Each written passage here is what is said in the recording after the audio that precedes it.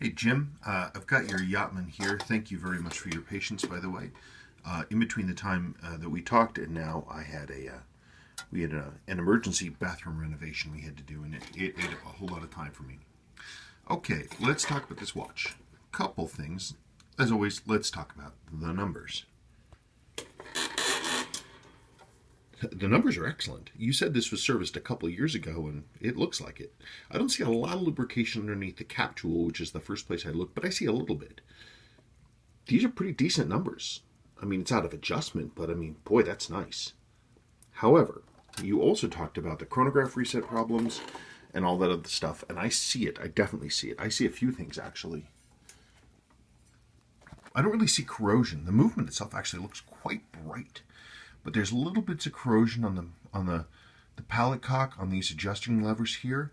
But here's the most critical thing. They're supposed to see this little hole right here. There's supposed to be a screw right there, and that holds down the clutch levers. The screw is missing. I don't know where the screw is. I can replace it. That's not a real big deal, but I'm going to have to probably get into the movement to look at that. Also, I can see a few bad things. The hammer spring, which is right here, yours is all warped and wonky, and it keeps coming off the lever. But clearly something is wrong. It might be a little fix, it might be a big fix. I'm not sure. I'm going to have to really find out where that screw went and if it's in there, what kind of damage it's done. But the numbers are pretty good. If it were my watch, I would probably dig into the back of this thing, find that screw, make sure everything is physically where it's supposed to be, put it back together and see what the numbers tell me. Now, that's for the movement. Until I do that, I can't see what the front is going to do. So hang on.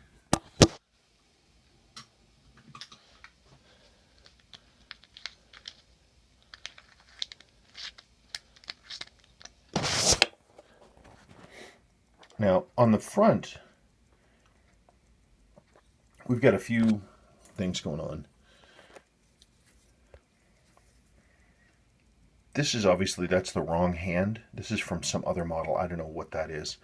And it doesn't look like it is moving at all. It doesn't look like this register is doing anything. And perhaps the wheel itself underneath it is stuck. Perhaps it's this hand, which seems to be sitting right on top of the dial. I'm not sure.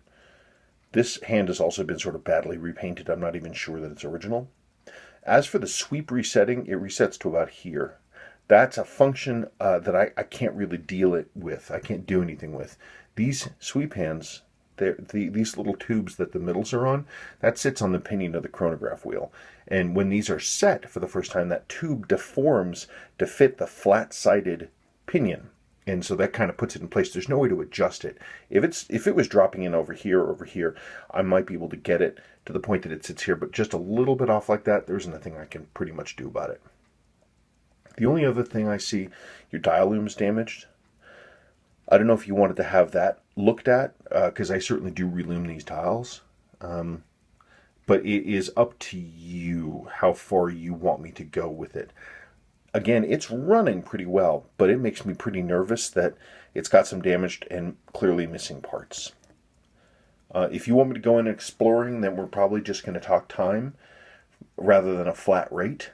And that could be great for you, or it could be problematic. But I guess what I would do is I would say if I get in there and I start seeing real problems, and I start seeing things that the movement itself is dirty or the servicing was not that great, we might need to talk servicing. But it's up to you. But definitely, you've got a screw loose in there somewhere, loose or missing, and you've also got a damaged spring.